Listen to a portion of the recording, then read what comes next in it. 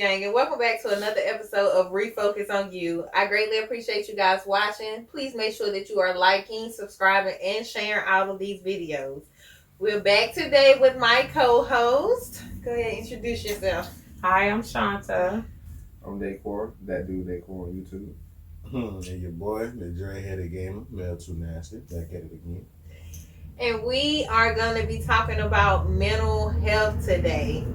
So, earlier during the week, well, last week now, we normally do routine check-ins. Where you go mental check-in, see, make sure everybody's doing good. This is my support system. These are the people that I run everything by to make sure that we keep it pushing. So, during the mental check-in, everybody was okay and good, and I was not. I was struggling. I had been going through a whole lot, been around a lot of people. I felt like I was failing. I felt like I was not doing enough to push myself forward. I felt like everything was just falling apart basically in my life. So during the mental check-in, of course, I said those things, and they were able to encourage me and let me know that no, you're not failing. Everything takes time. I have no patience. I have none at all. And you would think I would, but I don't. I don't have a lot of patience. And like anything in today's society, we want stuff to happen overnight or at least 6 or 7 months. We're not trying to work a year, 2 years, but reality of life is you may have to work 2, 3, 4, 5 years before you hit that overnight success that people love to see. So they helped me out and they encouraged me, and Mel came up with the idea that we should do a show about mental health in order to show that it's nothing wrong with it, and it's important to make sure that you are taking care of your mental health, that you are voicing when you are having issues, when you do need help, when you do need somebody to talk to, and ways to actually tell that, okay, now I'm struggling. I need some type of help. The first thing is you have to make sure that you are addressing that you are indeed struggling. You have to know the signs that you have when you do begin to struggle. And I know mine is I get irritated, I get frustrated, I start feeling too overwhelmed to deal with anything. I mean, the smallest issues is like, oh, this is working my nerve. So you have to know your triggers and what is going to show you that, you know what, I need some help. I need to talk to someone.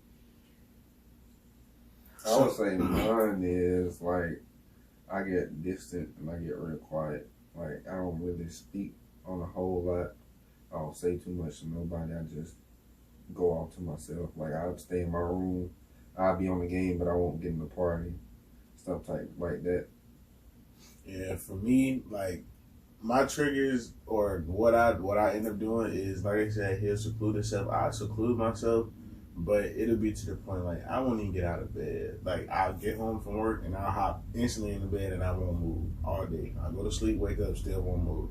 And the things that I enjoy doing, my hobbies, they don't be fun. Like I don't want to play the game. I don't have fun. Don't be hitting the yeah, same. right. Like you said, it just don't hit the same. Like you'll know like that feeling like when you used to getting enjoyment out of something and it just you're not having fun or you're not enjoying yourself or you can't escape what you usually escape when you're doing it. Yeah, that'd be right around my area too.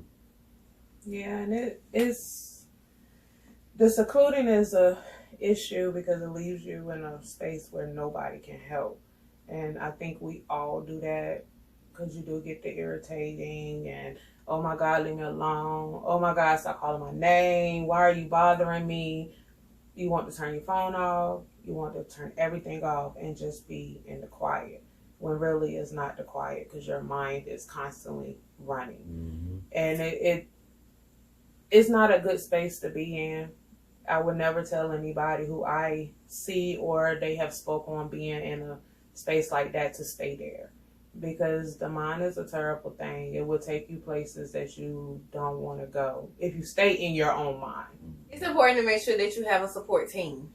Some people around you that can recognize when you are failing, when you are not yourself. And that's what I mean as failing. When you don't look right, when your energy is off, when you are not showing up the way that you normally show up. Like me, I have a very high energy, and a lot of times the people around me are gonna feed off that energy because I'm the picker upper. I'm the one who motivates. I'm the one to be like, "Girl, you got this." So when my energy drops, a lot of times people do notice, like, "Wait a minute, you off," because they're used to pulling, and if they can't pull, wait a minute, you off. So it's important to make sure that you do have a support team around you. And when I say support team, I don't mean yes men, yes women, yes condoning everything that you're doing. You're never right. Yes. I mean people who are going to read you from right to wrong, who are not going to always take your side, who can tell you this is what's happening, you need to do this, or you could better this situation by doing this, or you allowed this situation to transpire because you allowed this. So you have to be able to have people around you that you respect enough to tell you that you are wrong. Yeah, you gotta have people in your corner that's gonna tell you what you need to hear, not what you want to hear, and you gotta be willing to accept the verdict that they give you. Like, if they give it to you hardball, if they give it to you blunt, you ask for it. You ask for their help. So be willing to stand there and take it, whether it might not be for the softest of hearts. Sometimes when it comes to mental health, you can't always let a person down easy. You have to be on their ass. You have to tell them how it is. So if you're going to find somebody that's going to tell you exactly what you need to hear, but in a way that it'll be constructive. But if you're not going to go that route, you need to find somebody who can be blunt about it, who can be on your ass about it, who can tell you exactly what you need to be doing, not what you want to hear that you need to be doing.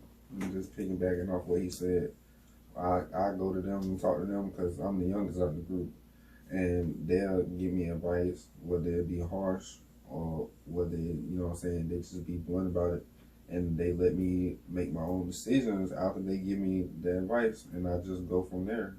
I take the advice and I use it, or I just take the advice and I put it in my own perspective and move like that. And it's important for your support team not to be a "I told you so" team. So like he said, we talk to him, we tell him different things, but it's really up to him what decision he decides, and whether he decides to go with something we said or go against something we said. It don't matter because that's his life. That's something he has to live out. So it's important to make sure that your support team understands that. Like, even if he don't do what we said, he make a mistake, oh well, he needed that mistake to learn something that's going to cause him to grow. Because the support team is not just to support when you're doing everything right. They're supposed to support regardless. So if you do say to somebody who came to you and you're like their confidant, you're the one that they come to and they talk to you about their deepest secrets because they need to get it out, and they didn't hear nothing you said. So then when the aftermath happened, who are you to say I told you so? Because technically they came to you for help. It still was ultimately their decision on what they do. And if you are their support team and you really are supporting like you're supposed to, now you just want to support them to get back to where you was trying to help them at so they can start again, try again. What did I not say last time that didn't help you? Not, I told you so.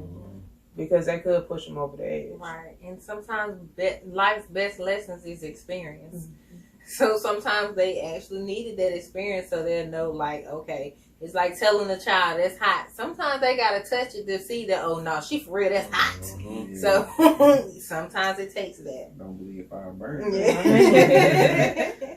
And it's important for you to be able to accept the truth. Sometimes we get so caught up in our own head that we don't want to accept that, you know what, I'm messing up. Like, I'm really going left. Like, what am I doing? But you have to be able to be set down and told, or you have to be able to sit yourself down and say, look, we tripping.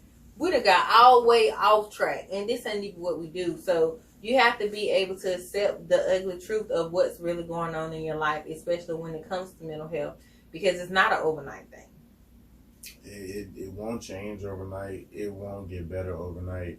Now, it could possibly get worse overnight, but it will not get better overnight. So if you're going to take strides to better yourself mentally, or if you're the person helping, if you're going to take strides to help somebody with themselves mentally, be ready for a ride. Be ready for an up and down roller coaster because it's not easy. It's not simple. It's not quick.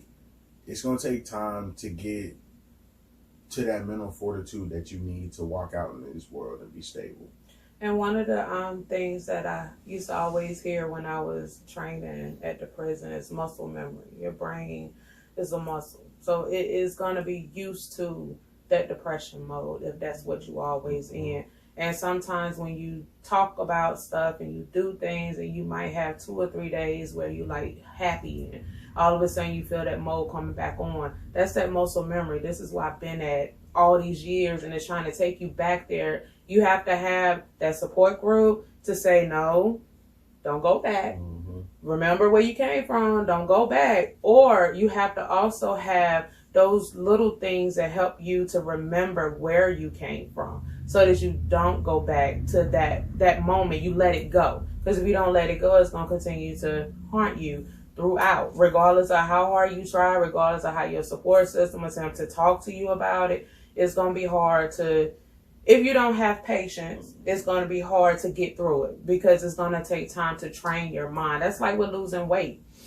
If you always going to the snacking, as soon as you sit down with nothing to do, trust me, I'm there. As soon as you sit down with nothing to do, the first thing you think about is that box of cakes.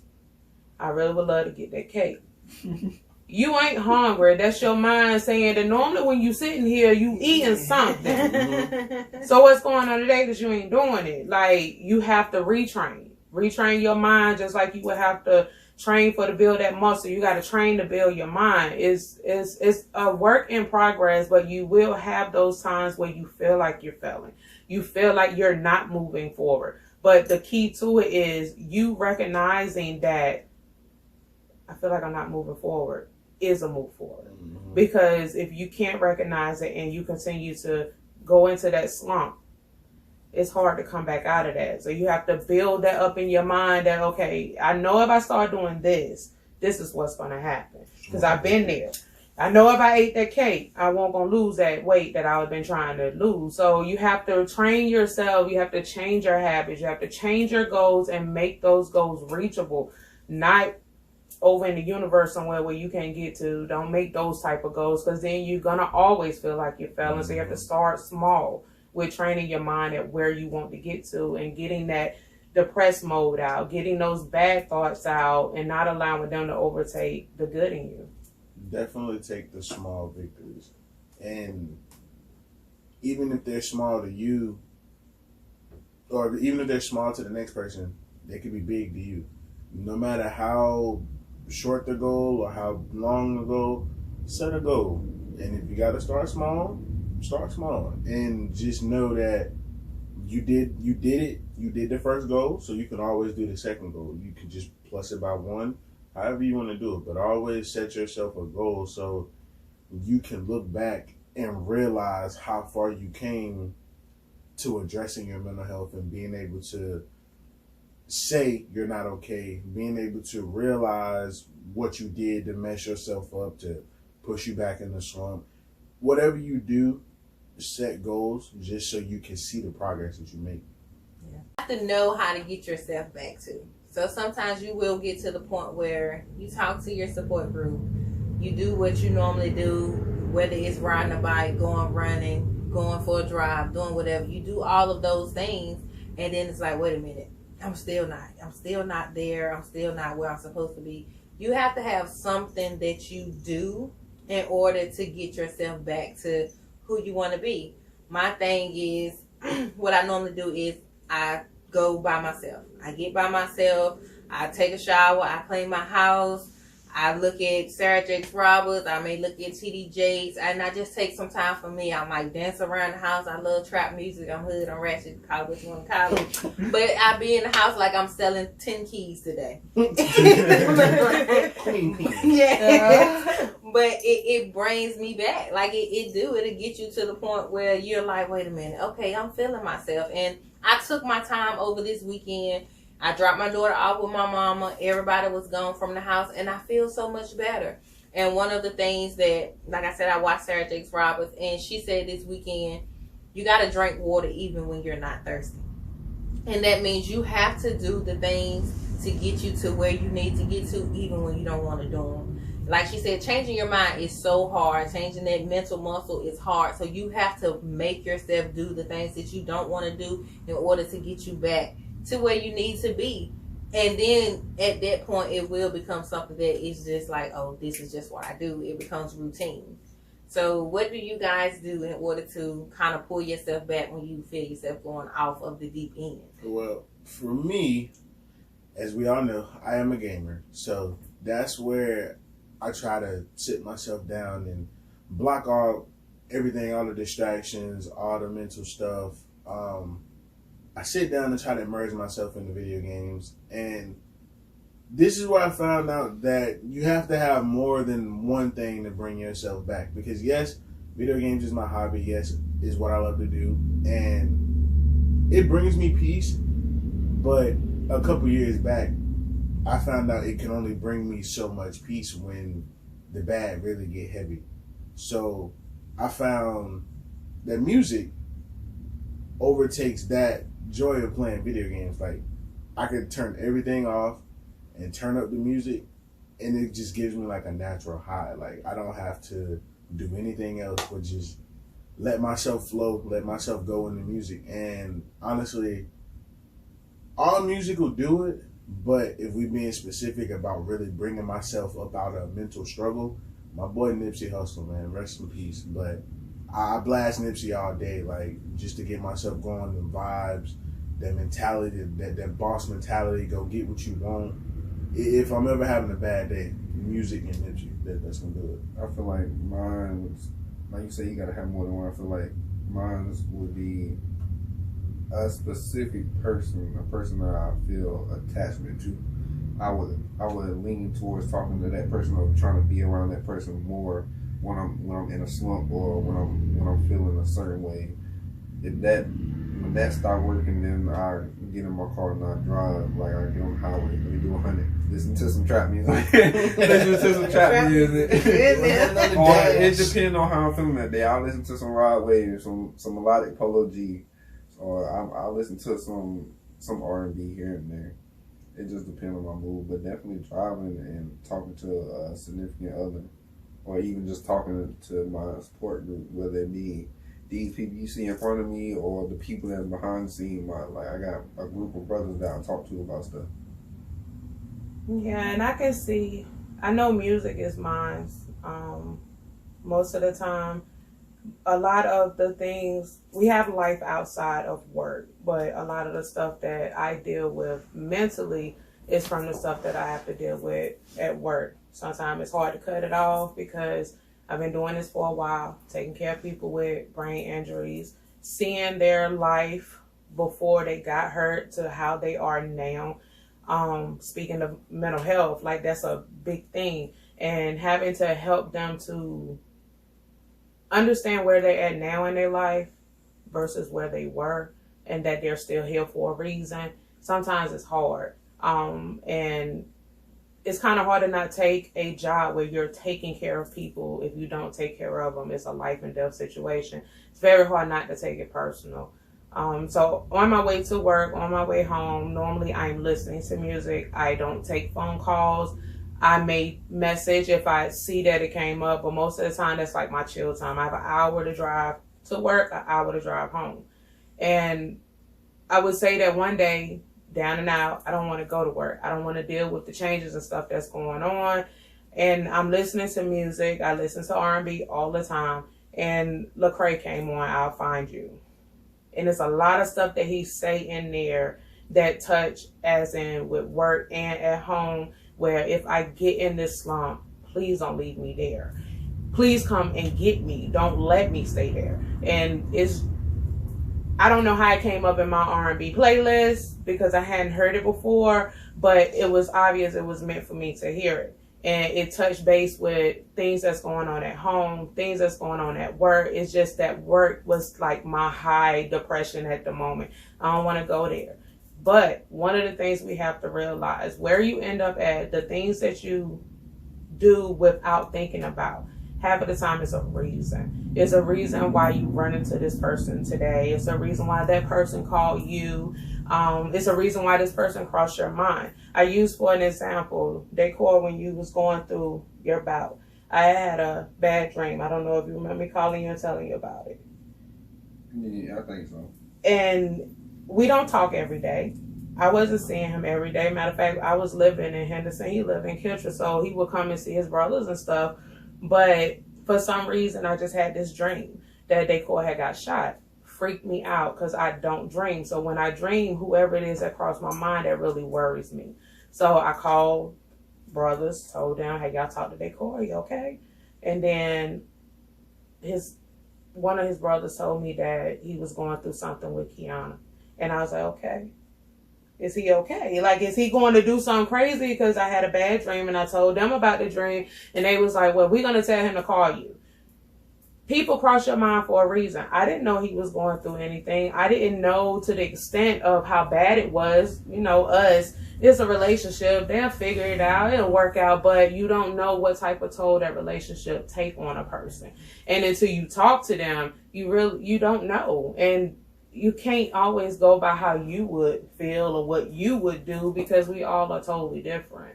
So the music thing kind of brings me back to me versus it being me going to work and I'm talking to this person, that person. When I get to work, my mind is still stuck on that depression where I can't even walk through the door without wanting to cry. The music brings me back to it. And it's important to make sure that you are choosing something positive to do when you feel like you're losing yourself. A lot of times we pick up different habits just because we feel like, okay, like smoking or drinking or popping pills or different things like that. You start picking those things up because it numbs you. Past times, it used to be sex for me. What I would do, and it was never with more than one person or with people that I was not familiar with, but I would choose sex. Why? Because that would numb me. While I'm doing this, I'm pleasing you. You supposed to be pleasing me. It is what it is. I don't have to think about nothing. But at the end, like Lil Wayne said, when I come to my senses. It's like, okay, this issue is still here. So you have to make sure that you are choosing something positive. Now, when I feel like I'm losing myself, that's the last thing I want to do. That's the last thing I'm gonna do. I'm not having no type of sex because that's just going to distract me from what the big deal or the real issue is. So you have to make sure that you're choosing something positive because choosing something negative is going to give you two types of issues. So then you got to deal with what you were already dealing with, and you got to deal with a possible addiction to something that you didn't even want in the first place. And being addicted is definitely not where you want to be. Take it from somebody who knows. An addiction tied into mental health can be very bad. It can be very taxing. It can be very traumatizing, and it could leave you with physical and or emotional or mental damage. And how I know that is because in 2010, my junior year, I started popping pills due to depression and a couple other things. It just all ties into mental health problems. But I started popping pills, and not just a pill a day. Like, I mean, 3, 4, 5 pills a day. Like, I'm talking as soon as I'm hopping on the bus, popping a pill. As soon as I'm getting to first class, at the end of first class, popping a pill. End of lunch, popping a pill. Football practice, popping pills. Like, it was bad. But I say all that to say this. I have a lasting problem with me that reminds me of my addiction.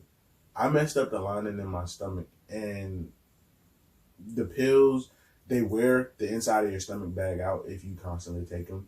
And I did that to myself. And it's a real significant pain that you feel. If anybody else out there who has problems with their stomach bag or, messed them up doing pills, you understand what I'm talking about. It's not like a regular stomach hurt problem. Like, it's an actual, very distinct pain where it's like, it burns. Like, you can literally feel the line in your stomach. It burns. So, trust me, you don't want to become an addict to something just to try to cope with a mental health disease. Like, it's not worth it. It's not worth it. And although it can leave a bad effect on you, but I tell you, every day I get up and I look in the mirror and my stomach might hurt, I beat that shit. So if you can beat it, great. But to not have to even go through that battle, just find you something productive to occupy your time with. Yeah, just remember that, like you said, don't try to turn to the recreational use of a legal substance to numb your pain, because like we've been saying, after you done that, it might work for that day, it might work for a couple days, but at the end you still gonna go back to the pain that you was already feeling. So I mean, my joint was, I try to roll up my pain and blow it away.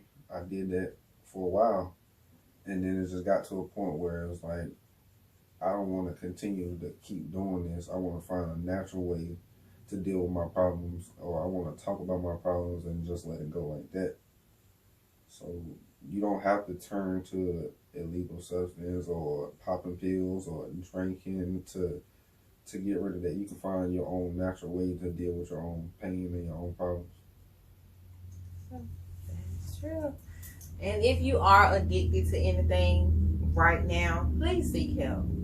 Please seek help. Please get out of it the best way you can. Like he said, you're only creating more issues. So at the end of the day, you still gonna have to deal with the issue that you're running away from, and that addiction, and that extra habit that you have picked up that's probably turned your body up more than the depression was already doing.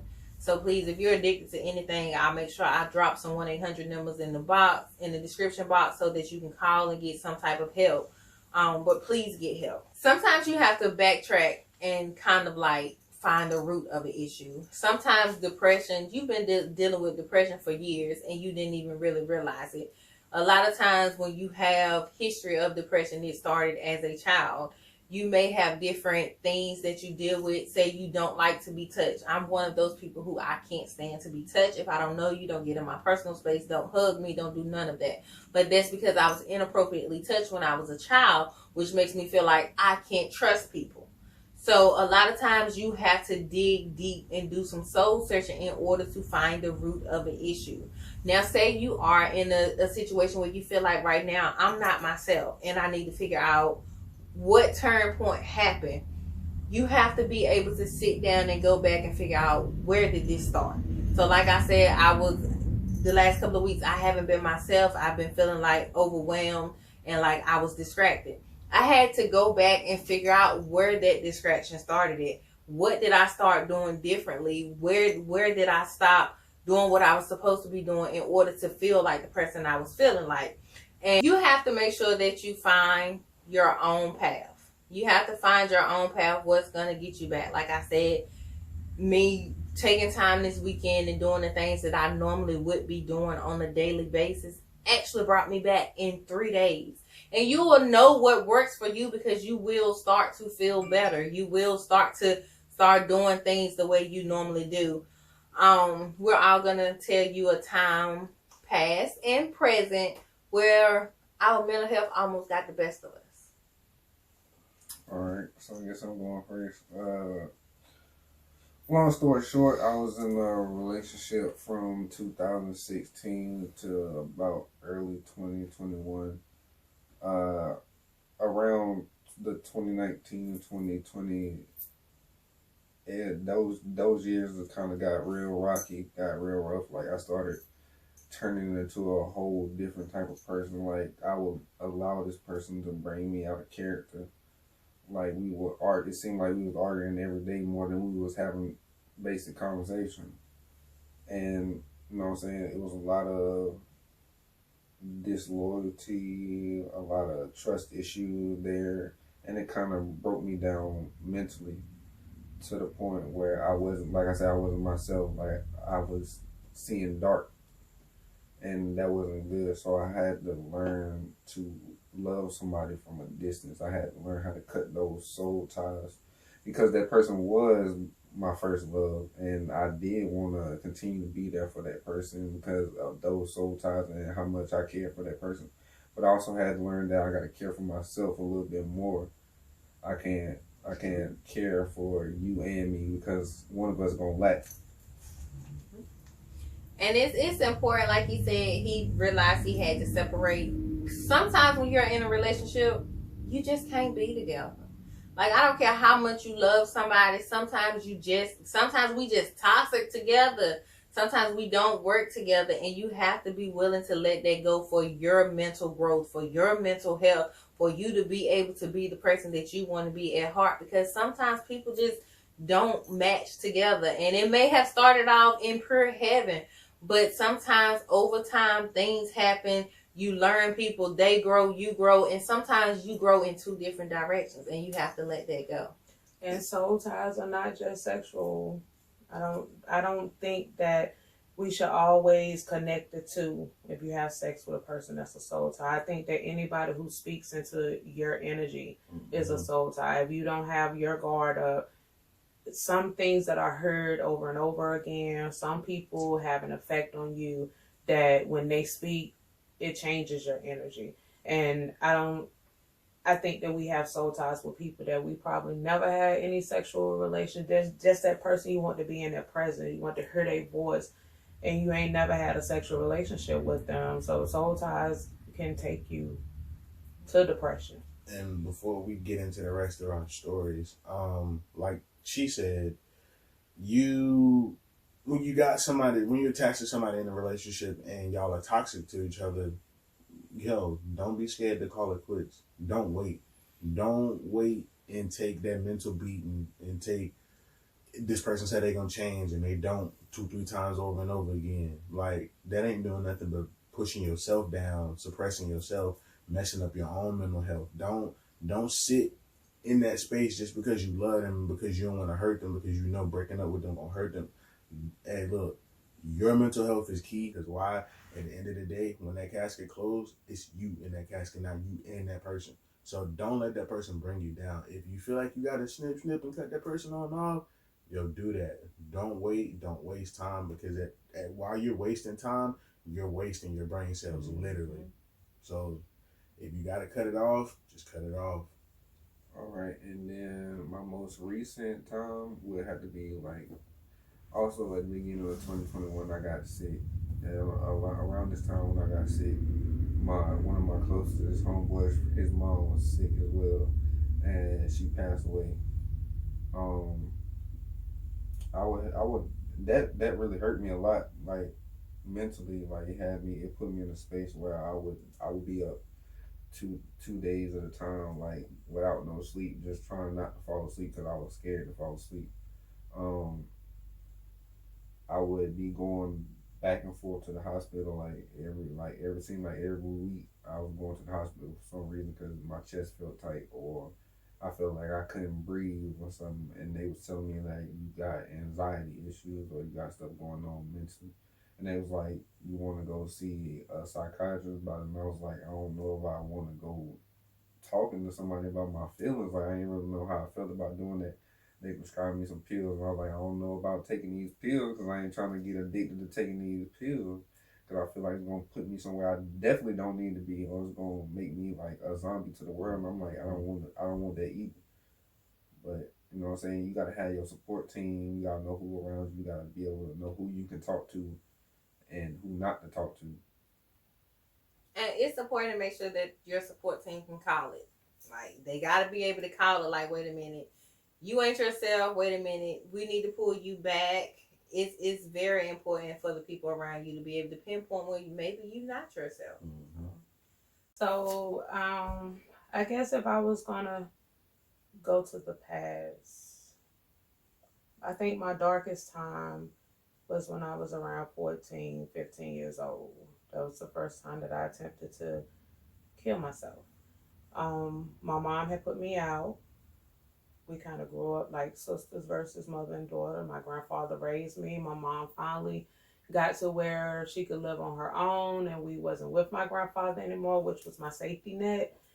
And a lot of stuff growing up happened that separated me and my mother, that I felt like back then she allowed to happen. So when she sent me to live with my grandfather, it was hard because now I was in another predicament, being where I was living at, when, it was like I'm leaving one bad place, coming to another bad place, which had nothing to do with my grandfather, but because of where we were living.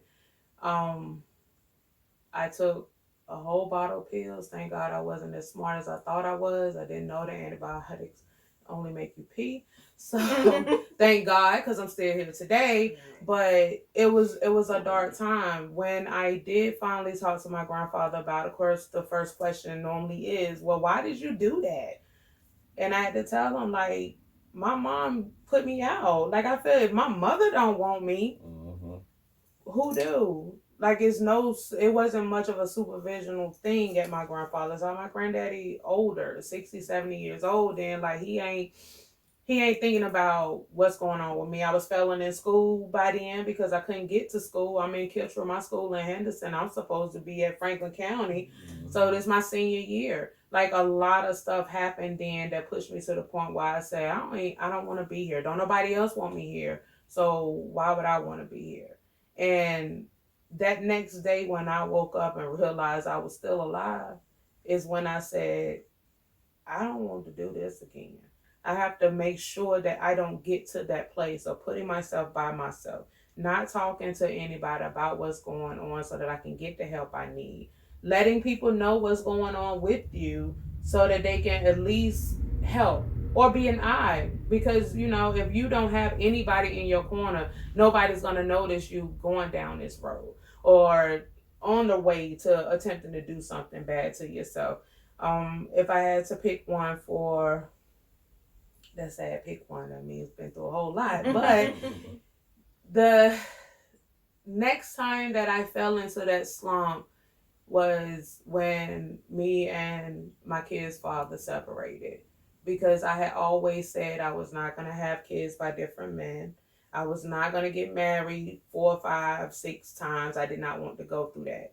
So, having everything that you strive for, working, your husband working, the kids are good, y'all have a house, y'all got cars, everything is good until this third party come in. On my part, it doesn't matter which side the third party came from. It's just the fact that this third party came in and my whole life changed. I blamed God. I blamed him. I blamed everybody that we were connected to, the church, because I felt like everybody knew what was going on but me. I went and I got tattoos. I got piercings. I cut all my hair off. I started being this person that I never was. Going out with anybody. I don't care where I was going. Putting myself into places where I normally would not go. Setting myself up to be hurt even more. When I realized that this is what's happening, that this is me doing it to myself, that it's not helping, that's when I was like, okay, so it didn't work. It ain't your fault. It ain't his fault. No need of taking the blame on anybody other than the fact that it just didn't work. So now y'all have to focus on raising these kids and getting back to yourself. And it took me 2, 3 years to realize that everything I was doing, trying to get back at God, trying to get back at him, I was hurting myself all the whole time. I really wasn't helping anything. Nothing changed. I was still in a slump that I could not pull myself out of. Getting the tattoos didn't help. Getting the piercings didn't help. Those were temporary fixes. That pain was what kept me like, okay, I'm putting myself through this pain because I want the other pain to end. So you have to realize when you have gotten to your wits end and don't stay there. Don't stay in your own head. The mind is a dangerous thing. So, it's hard. Life is hard. And sometimes those stories could save somebody else. Okay, so my past time, I was about 17. And if you watch the channel, you know that I've been on my own since I was 14. And about 17, I had a house, but I was in an abusive relationship. And I had got so stressed out that I was having seizures every day. And having seizures every day, I lost my job because I couldn't go to work. I was working at McDonald's, and you can't play with grease and have a seizure. So I lost my job. They had cut my lights off. They had cut my water off. We was stealing lights. We was stealing water. And I believe my rent was behind like 2 months. So I was frustrated. I felt like life was over, and I took some pills and I tried to kill myself. And I just wanted it to be over. Like, I felt like I had been dealt a bad hand. Like, I'm 17. I'm getting beat every day, drugged downstairs. I'm having seizures every day. I can't control it. I'm not controlling anything that's going on in my life. And I just want out. And I really wanted out. And at that moment, that was one of the moments that I realized, like, no. And that was when I really started planning an escape plan. Like, how am I going to get out of this situation? How I'm going to leave this abusive relationship and all that. And it took another year, but I started at that moment because I knew that if I stayed there, I would be dead. You guys would not be looking at me today if I had stayed in that relationship, because either I was going to kill him, he was going to kill me, or I was just going to kill myself. So that was my past time. My present time was probably when I got pregnant with my daughter. Now, I know a lot of people would say, well, I knew from jump my daughter's father did not want any more kids. And I tried to separate us in that point, like, hey, you don't want kids, I do. If I was to ever have a baby or get pregnant, I'm going to keep my child because I've always been told I could not have kids. So when I got pregnant with my daughter, of course, shit hit the fan. And he was like, I trapped him and he didn't want a baby. And like, it just went downhill from there. And I gave him options like, hey, if you don't want to stick around, you don't have to stick around. You can leave. He didn't want to leave, but he also wanted to make me miserable. So I used to, like, I remember times I would call my mama every day, and I mean crying, like boohoo crying. I didn't find out I was pregnant until I was like 3 months. So I'm 3 months pregnant, crying like, mommy, I can't do this. Like, I know I want this baby. I know this is all I ever dreamed of, but I promise you I cannot bring her into this situation. And I remember my mama told me that you can do this. You can do this, whether you got to do it by yourself. She was like, we got you. We got you 100% of the way. If he don't want the child, he don't want the child, but do not give up your blessing off the strength of him not wanting to be a man, because he laid down with you. And I decided to keep, well, I decided to keep the best thing that ever happened to me. But I did. I decided to keep her regardless of what he wanted or how he felt. And honestly, that's one of the best decisions I ever made in my life. I probably would have went even further downhill if I had aborted my baby for someone else.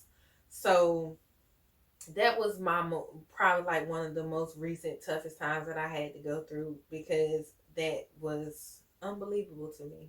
So I think I'm gonna start with my most recent first, and then we're gonna flip it. We're gonna go probably overall worst. Most recent for me is the end of 2014, the beginning of 2015. From the whole 2014, it was a pretty rough year. Relationships horrible. Personally, I felt like I was gaining more weight. Like, I'm already not small, so I was gaining more weight. I felt very unattractive. I was living here in this home you see now, but my mom was here and she was the only one working. I couldn't find a job, and well, the jobs that I found I couldn't keep due to them being so far away and not enough money. So I'm pretty much only getting gas money to go to work. So it just didn't work out. No need for me to stay there. But I had become so overwhelmed and just beat the fuck up mentally, where I couldn't help my mom, I couldn't help myself. I just felt like really fucking ugly. Like, I just felt ugly all the way around, physically, mentally, emotionally. I just felt ugly. And it would get to the point where all I would do is complain about it. I would get in this rut where it'd be nothing but complaining and crying about what's wrong with my life, and I wasn't really trying to do nothing to change it. And one night, it was kind of close to. I want to say it was like close to my birthday that year, so kind of around July, August, somewhere around there. My birthday is July 5th, but I was on the game, chilling with the homies or whatever, and we was all drinking, and I had started rambling about my problems. And shout out to my boy Sean, man. My boy Sean literally cussed me the fuck out, like the realest cuss out you could ever have. Like, he cussed me out. He was like, "Look, bro, I'm tired of hearing you bitch and moan and cry about what's wrong with you. Like, Remember we was talking earlier, you need that person in your corner that's gonna tell you exactly what you need to hear, not what you want to hear. He's one of them people. Like he told me, like, I'm tired of you crying, I'm tired of you, bitching, moaning, like, bro, if you gonna complain about it, do something about it. And I'll even go a step further. I'll help you do something about it. He was like, yo, you get your ass out here. He stayed in Missouri at the time. You get your ass out here, I'll get you a job. You can stay with me, do whatever. Like, and the crazy thing about this, you see how we're sitting here now? I had never met this man. I met this man off a PlayStation, off a fucking video game. So my family couldn't help me, but somebody across the world could help me.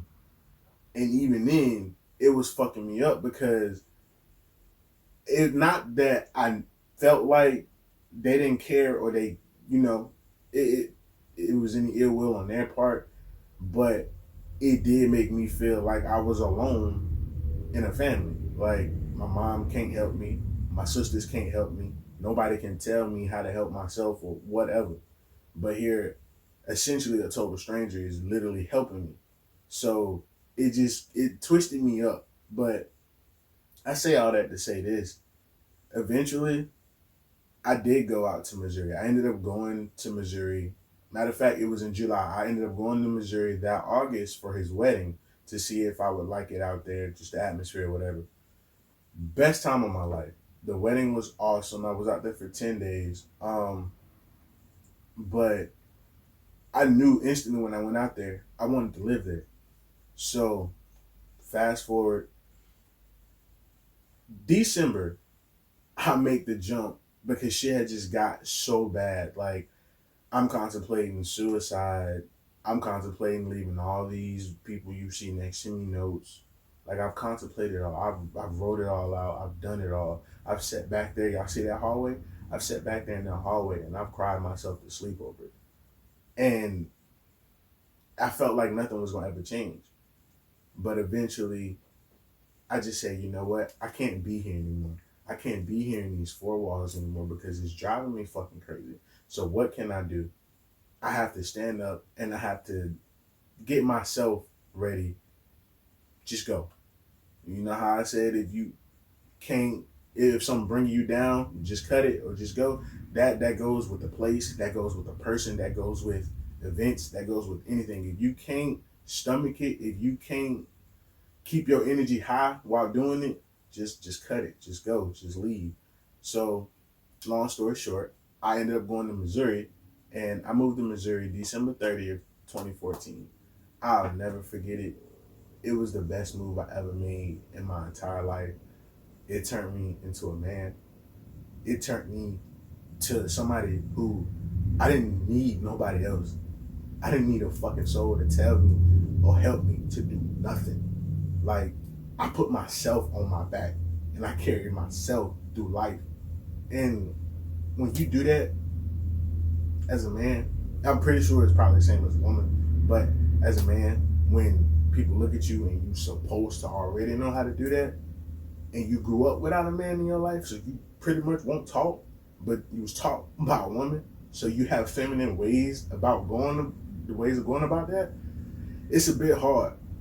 And to be able to get myself on that fucking plane with nobody on my back, nobody having my back, just to go and to get there and make it, yo, you could say it's the worst, but shit, nigga, that's the best. That's the best because I came back and changed, man. What you see now, that wasn't me 2, 3, 4 years ago, 5 years ago. Like, you would have saw a little boy standing in front of you. I say without a shadow of a fucking doubt in my mind, I'm a whole grown fucking man. And I did that shit by what? Leaving. So if you got to cut ties with anything, just go. Just go to get yourself better. Because at the end of the day, like I said, when that casket closed, it's just you and that bitch, yo. And you have to make sure your mental health is sturdy enough to stand outside them fucking doors of your home to deal with the bullshit out here. You have to. So that was the most recent time where I had to struggle, and I brought myself back from it. But Shout out to Sean. That's all I can say with that one. Shout out to Sean, man. Moving to Missouri was the best thing for me. So that's the most recent. Most dark overall is definitely between 2011 and 2013. Fresh out of high school, just graduated, and I lived in North Carolina at the time, and me and my mom and my granddad and her husband at the time, we decided we was gonna pick up and move. So we moved up here to Virginia. This would be the first out of the 2 times that I moved up. Um, Everything was cool. Everything was kosher. Fast forward, things went real wrong. My mom's husband had we'll just say he fucked up the money for bills, and I had went back home to North Carolina just to chill with the family, visit my family, visit cousins, all that stuff. So I get a phone call like, "Are you by yourself?" "Yeah, I'm by myself." "Oh, what's up?" So we're talking. My mom's telling me what had happened with the situation, what happened with the money, all this and that. And she's telling me, so we're losing the house and I'm going to stay with my brother. Granddaddy's going back home. I'm divorcing him. He's leaving, but I don't have nowhere to put you. And I know some of y'all out there might think, well, shit, you're 18, you're grown now. Why does your mother have to put you somewhere? Because you're not grown when you're 18 now. So my mom telling me that she don't have nowhere to put me, and I'm lost for words. I'm like, what you mean you don't have nowhere to put me? Like, can I go stay with, you at my uncle's house? It's only such and such room, so you're not gonna fit. Okay. And what I'm about to say next, don't get it twisted. I love these two. I will break necks for these two. But at this point in time in my life, this is my truth. This is what happened. I asked both of them, could I move in with them? Kimmy told me no. Shonda told me I could, but it was a few stipulations, and it just wasn't gonna mix, and I already knew it wasn't gonna mix. So I didn't have nowhere to go. And growing up, all I know is them three. Like, for real, all I know is them 3 women, being them 2 you see and my mom. So getting hit with that situation and essentially not being able to lean on none of them, the shit broke me at my core. I was already popping pills. It escalated. I started popping pills. I started smoking weed heavily. And I'm talking, I'm scared to, I'm kind of ashamed to fucking admit this, but I'm talking a zip in the fucking weed. If you know drugs, you know what a zip is. I'm smoking a whole zip in the week by my fucking self. Don't ask me where I got it from, because no, I didn't have money. And it was that fucking bad. And to not be able to count on them, I felt like the only family that I knew turned their back on me. So I hung up on my mom. I hung up dead in her ear, like straight up. And I'm sitting outside on my cousin's porch, and I'm fucking crying. I'm devastated because I don't know what I'm going to do. I don't know how I'm going to make it. And he come outside and he tell me, he's like, yo, cuz, what's going on? Like, what's on? And I'm just like, yo, pretty much my mom told me I'm homeless. Like, I don't have nowhere to go. And understanding that and really trying to process that, it made me want to end it all. It made me not want to wake up. It made me to want to, like they said, like we all said earlier, be so numb that you don't want to feel anything. And how numb I was trying to be, I wasn't trying to feel nothing.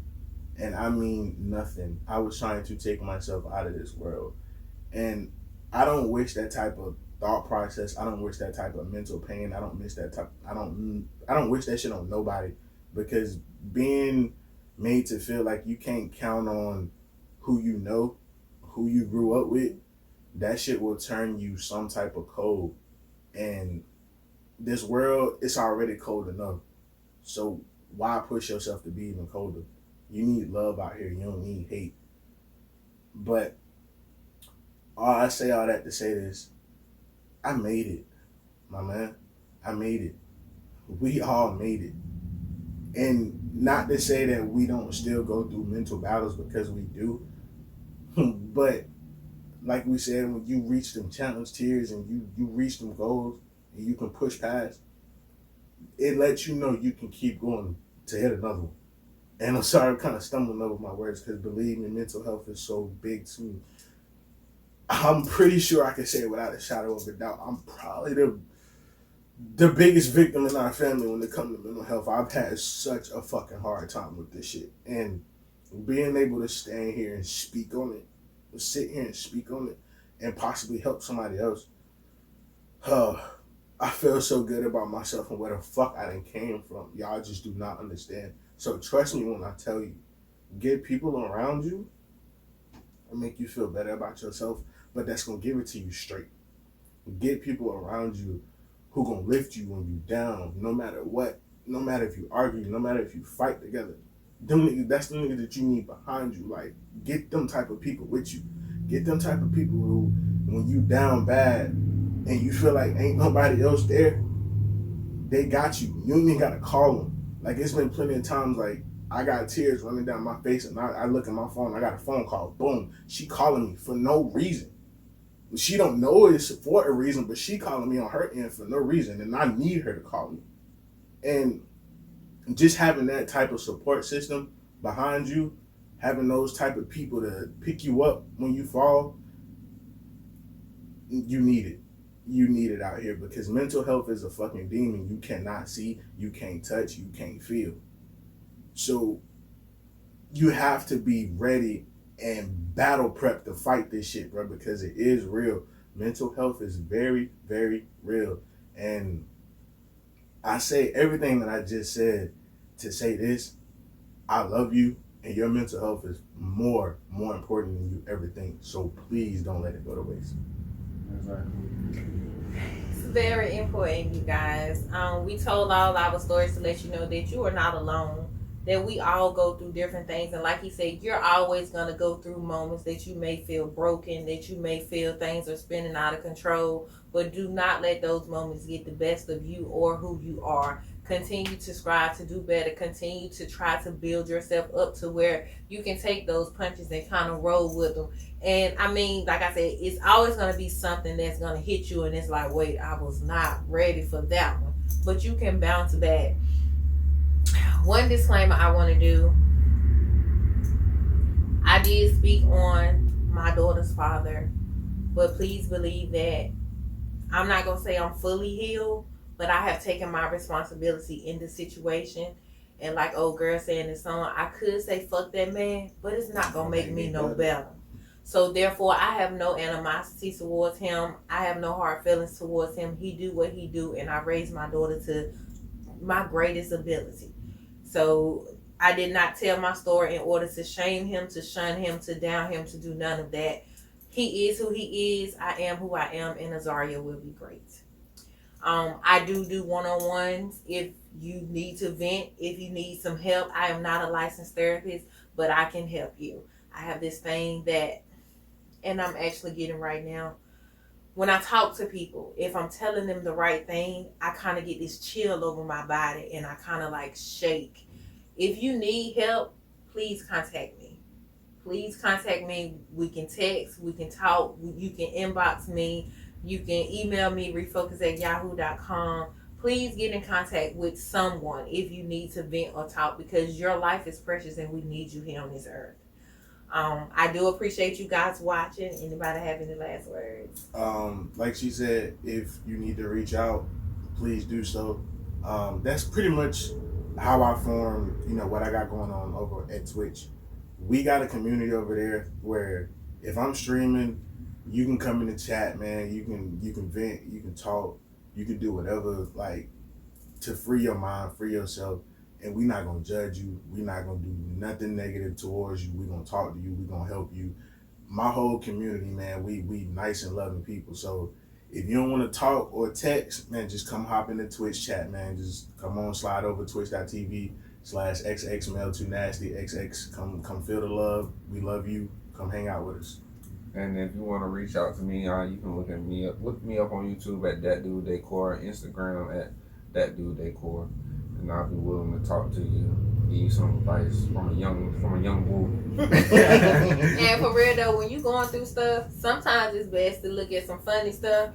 This dude right here will make you forget all about that you having issues. Like I'm telling you, them car sessions and them videos he was posting will have you kicking out laughing. So if you need an escape, please stumble on over to That Dude Decor channel and watch some of them videos because it will pull you out.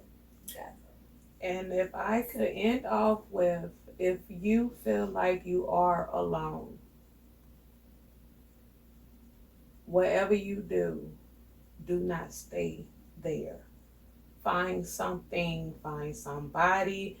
Write down what is going through your mind at the time that you feel you are the lowest. And I know some people will say, you ain't thinking about that.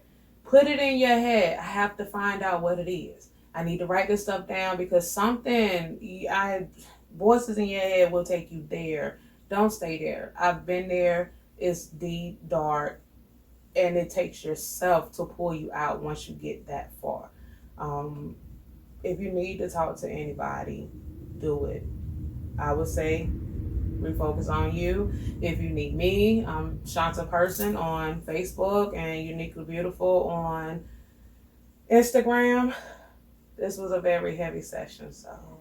But please make sure, like you said, acknowledge your small goals. If making it through the day was all you could do, acknowledge that. If you gotta write on the window 2 days, this is my second day, I've been doing good. Write that until you can't, or have small reminders. If you need to put a affirmation on your window, I am needed.